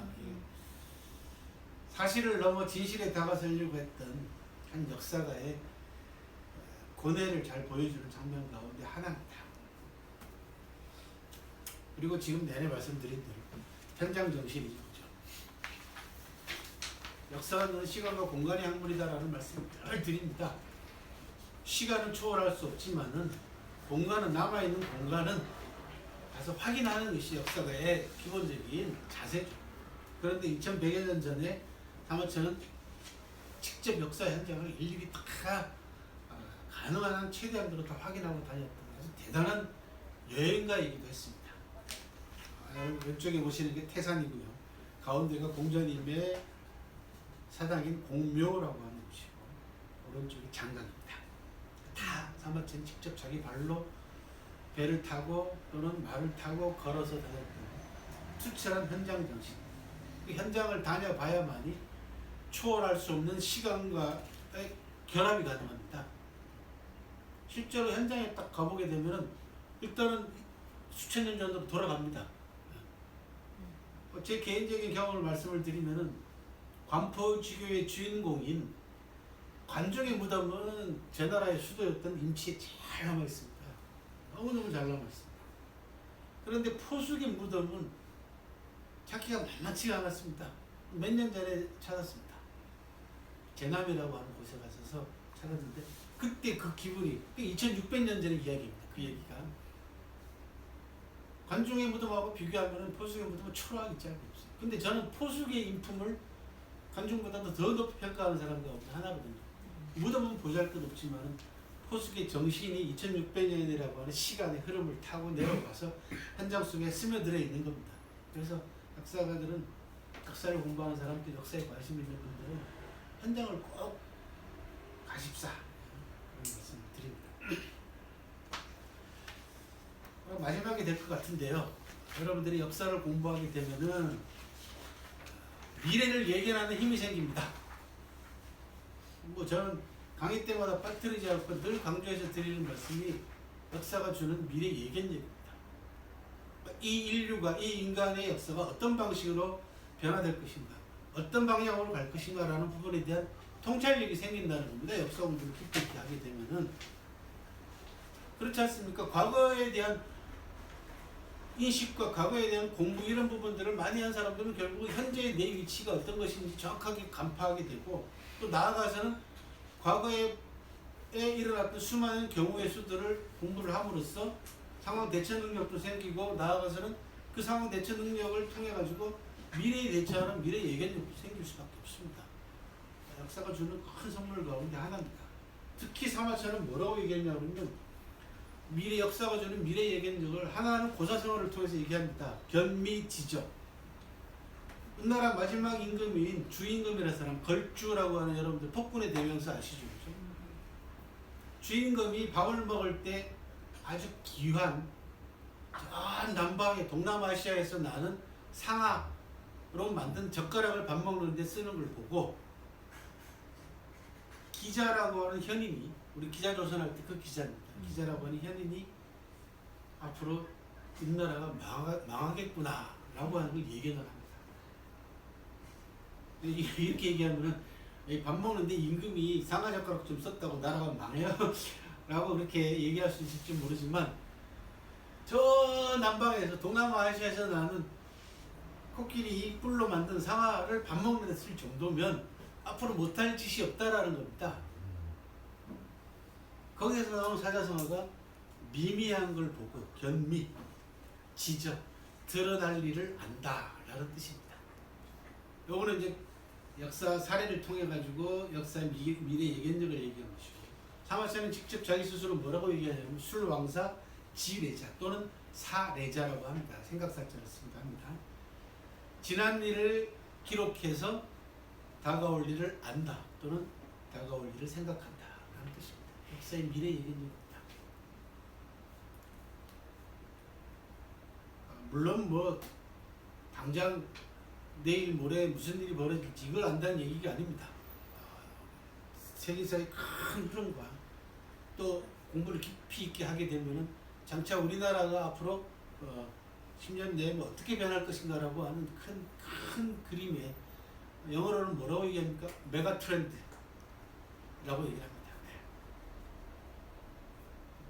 큰 대세 같은 것은 여러분들이 어느 정도 인식할 수 있다.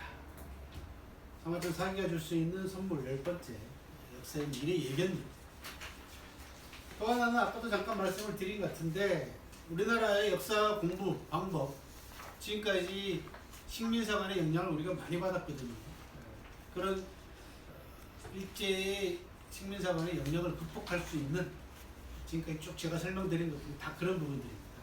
식민사관이 극복할 수 있는 그런 좋은 역사 연구 방법과 지혜와 통찰력을 줄 수 있다라고 하는 부분들, 이런 것들을 말씀을 드리고, 이제 끝으로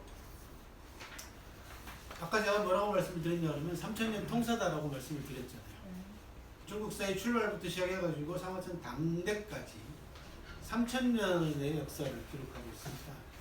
즉 중국의 역사와 중국의 문화와 중국 사람들을 이해하고 알기 위해서는 사마천 사기를 잃지 않고는 제대로 이해하고 알아듣고 할 수 없을 만큼 대단히 중요한 역사책입니다. 그래서 제가 제 강의 들으신 분들은 제가 사기를 뭐라고 표현을 하냐 그러면 절대 역사서다. 반지의 제왕에 나오는 절대 반지 이름을 따서 제가 절대 역사서다라고 별명을 붙여놨습니다. 중국과 중국사와 중국 사람들을 알기 위해서 건너지 않으면 안 되는 강이나 바다와 같은 책이 사마천과 사기다라고 하는 말씀. 특히 중국 유학, 그다음에 중국 공부를 준비하거나 또는 그런 관심을 가지고 있는 자녀분들이 있으면은 꼭 사마천 사기를 접하게 하시라라는 말씀을 드립니다. 마지막은 이제 광고입니다. 제 광고입니다.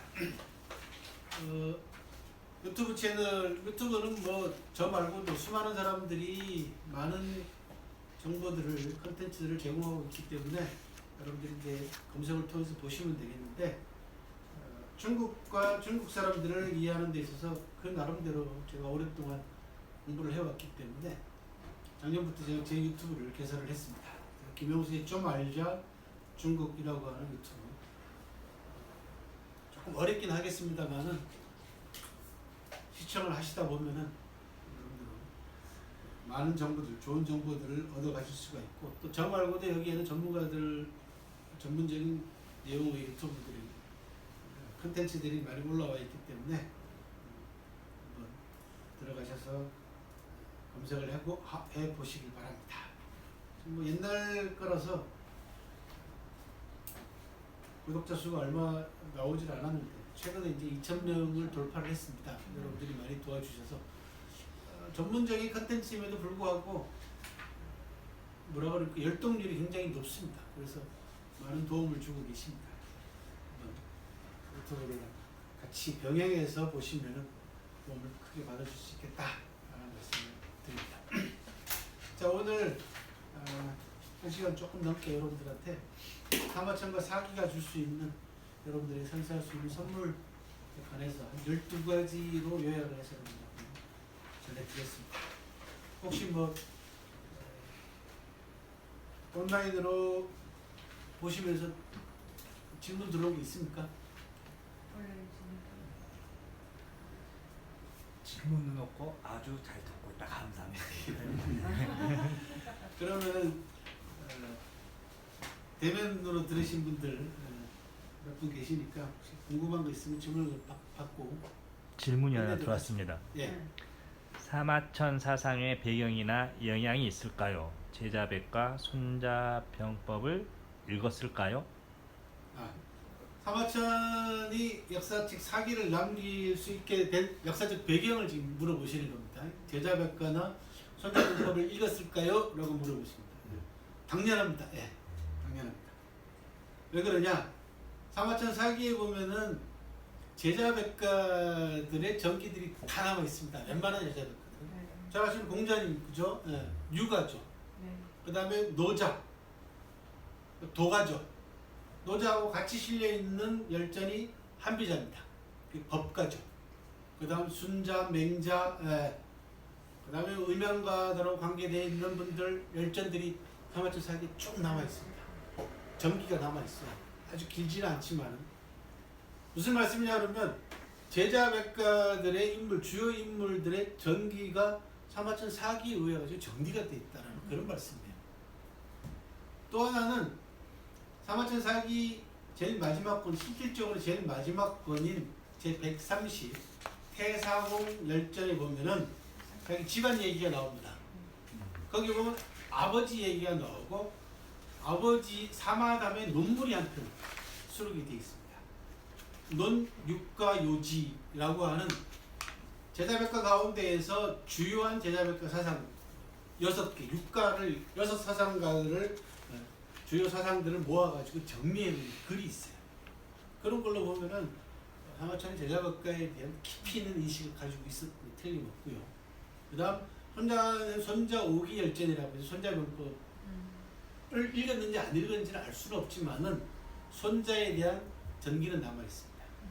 그런 걸로 보면은 손자병법을 당연히 읽었을 개연성은 충분하죠. 그렇죠? 네. 그리고 또 한 가지 말씀을 드리고 싶은 게 뭐냐면은 제자백가가 언제 끝났느냐 이런 부분들에 관해서는 지금까지 연구자들이 꽤 많이 연구를 했습니다만은 제자백가의 출발은 대개 춘추시대 후기부터 시작해서 공자님이 이제 기원전 6세기 분이거든요. 춘추시대 후기입니다. 그러니까 춘추시대 후기부터 시작해가지고 전국시대에 와서 제자백가들이 거의 대부분 다 출연한 걸로 봅니다. 그럼 마무리는 언제냐라는 겁니다. 제자백가 마무리는.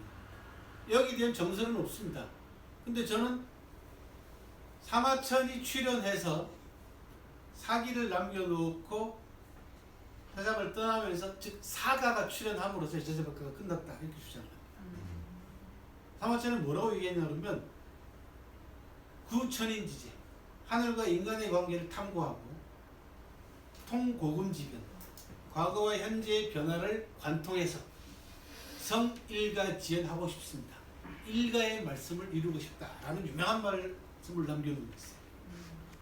그때 일가는 그죠 제자백가 할 때 그 가짜입니다. 일가는 결국은 사가죠. 그 사마천이 사기라고 하는 역사책을 써서 그 역사책 안에 제자백가들을 다 정리를 하고 아버지 논문 논육가요지를 넣고 역사책 하나를 내놓음으로써 사가가 출연함으로써 제자백가는 저는 끝났다고 봅니다. 그래서 사마천이 출연함으로써 또 역사책 사기가 남겨놓음으로써 제자백가가 완전히 정리되고 끝났다 이렇게 봅니다. 아직 이건 뭐 제 개인적으로 책에서는 쓰긴 했습니다만은 정식적으로 국제학술대에서 발표하지는 않았기 때문에 코로나 풀리고 중국 가서 기회가 있으면은 그런 말씀을 한번 드리고 싶습니다. 또 있나요?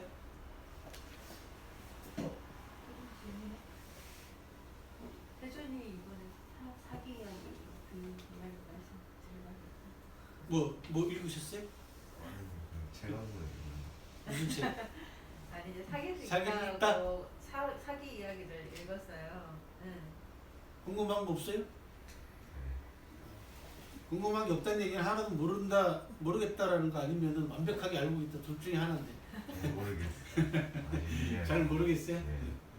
아니 저는 이제 저희가 어렸을 때는 삼국지를 애들이 대부분 읽혔는데 저희가 이제 지금 현재는 사기를 읽혀야 되잖아요. 근데 이제 사기를 보다 보니까 굉장히 다양하잖아요. 그러면 이제 아이들마다 정말 요새는 이제 진로가 좀 중요하다 보니까 거기 경제에 관한 이야기 아니면 이제 이렇게 아까 말씀하신 것처럼 뭐 열전 이야기, 제자백가 이야기 있잖아요. 그러면 그게 애들을 읽힐 때 어떤 순서가 혹시 있지 않을까 그것도 궁금했어요. 지금 질문은 이런 질문 하셨어요. 은재님께서 사기가 워낙 내용이 다양하다 보니까 네. 학생들한테 그 네. 학생들의 관심이나 네. 취향이나 이런 쪽에 맞춰가지고 네. 읽힐 수 있는 순서가 혹시 없을까 그런 질문이시죠. 그러니까 순서, 진로에 맞춰서 이렇게 네. 해줄 수 있는. 맞출 수는 있는데 순서는 없습니다. 그렇죠. 그죠? 그러니까 늘 저도 그 부분이 안타까운 게 뭐냐 그러면 우리나라의 사마천 사기 연구의 그 뭐라 그러죠? 인프라. 연구하는 학자들이나 공부하는 사람들이 좀 많아가지고 다양하게 그런 쪽으로 만들어 주면은 참 네. 좋겠는데 네. 제가 힘이 붙이는 거죠. 저 혼자 다 할 수는 없잖아요, 그죠? 그런데 분명히 그런 건 있습니다. 네. 그래서 만약에 학원이라든지 학교에서 학생들에게 선생님들이 사기를 이용해 가지고 학생들이 진로 문제나 이런 부분들에 대해서 네. 코칭을 하고 싶을 때는 네. 고사생활을 분류하시라. 고사성어로. 네. 사마천 사기는요. 네. 사자성어로 보면 한 600개 정도 항목이 있어요. 네. 거기에 명언 명끝 고사성어라고 해가지고 꼭 4글자에만 구역하듯이 말라는 겁니다. 네. 네. 제가 늘 강조해서 드리는 말씀이 뭐냐 그러면 고사성어에서 키포인트는 성어가 아니고 영어로는 이디엄이라고 하잖아요. 그죠? 네. 성어가 아니라 고사에 있다. 네. 스토리에 있다. 그런 말씀을 늘 드리잖아요. 그죠? 그래서 그 고사의 내용을 잘 보게 되면은 이게 경제 쪽으로 분류가 될 것인지 정치나 아니면 교육 쪽으로 사상 쪽으로 분류가 되잖아요. 그죠? 고사성어를 가지고 분류를 해서 정말 오늘 좋은 말씀을 주셨어요. 저도 여력이 되면 한번 분류를 해볼게요. 네. 그게 좀 필요할 것 같아요. 얼마 전에 우리 김광래 원장님께서 저한테 정말 좋은 말씀을 해주신 게 뭐냐면 제가 서울에 있는 중동고등학교에서 네. 특강을 하면서 네. 사마천의 죽음 그다음에 아까 말씀드린 궁형 선택 이 부분을 꽤 길게 이제 강의를 했어요. 그때 원장님이 끝나고 나오시면서 뭐라고 얘기했냐면 자살 예방 교육에도 상당히 도움이 되겠다. 왜냐하면 사마천이 자살을 굉장히 많이 생각을 했거든요. 그렇죠. 그 당시에는 특히나 그 당시에는 스스로 목숨을 끊는 자살이 사회적으로 비난의 대상이 아니었습니다. 자기 자존심을 존엄성을 지키기 위해서 선택할 수 있는 여러 가지 경우의 수 가운데 하나였어요. 특히 지식인들이 모욕을 당하거나 사마천한테 얼마나 큰 모욕입니까, 그죠? 치욕이잖아요. 이런 부분들은 내가 억울하다라고 하는 부분들을 항변하기 위해서 저항하기 위해서 자살을 택했고 구론도 저는 자포자기가 아닙니다. 강렬한 저항 정신입니다. 지금하고는 다릅니다. 그런 면에 있어서 사실 지금도 우리도 현대사에서 그런 일들이 있었잖아요. 우리 학생들 옛날에 스스로 목숨을 끊고 했었지 않습니까? 민주화 운동 과정에서 언론 같은 경우는 전쟁 와중에 독립투쟁의 일환으로 승려들이 그저 분신하고 했던 분들이 다 저항이었지 않습니까? 그런 정신들이 동양사에서는 지금까지 살아남아 왔거든요. 그래서 그렇다고 해서 뭐 자살을 공모하거나 찬양할 수는 없는 거 아닙니까? 왜? 그거보다는 살아서 불의와 투쟁하고 한 단계 더 그저 발전된 모습을 보여주는 게 바람직하잖아요. 그런 면에서 저는 사마천이 자살이라고 하는 부분들을 놓고 얼마나 많은 고민을 했을까 이런 부분들을 얘기를 하면서 결국은 정말 치욕스럽지만 긍정을 선택을 해서 사기라고 하는 역사책을 인류에게 선사를 했단 말이죠. 그런 면에서 저는 자살 예방 교육에도 굉장히 좋겠습니다. 그런 얘기를 하셔서 저도 생각 못했던 부분을 또 하나를 얻었고요. 또 하나는 이제 작년에 저한테 이제 그 장애를 가지신 분들을 위해서 사마천 사기에 나오는 기록 없냐고 해서 아니 많아요. 예, 깜짝 놀랐어요. 사마천 사기에 보면은 선천적 장애도 있고 후천적 장애라는 게 많잖아요. 그래서 장애인들을 위한 부분들에 관해서 이제 핸디캡을 극복한 사례라고 해서 또 그렇게 강의를 해본 적이 있어요. 굉장히 감명을 제가 많이 받았습니다. 그럼 원장님 질문하신 대로 그죠? 예, 그런 쪽도 가능하니까 그럼 나머지 부분들은 충분히 가능합니다. 예, 한번 저도 개발을 해보도록 하겠습니다.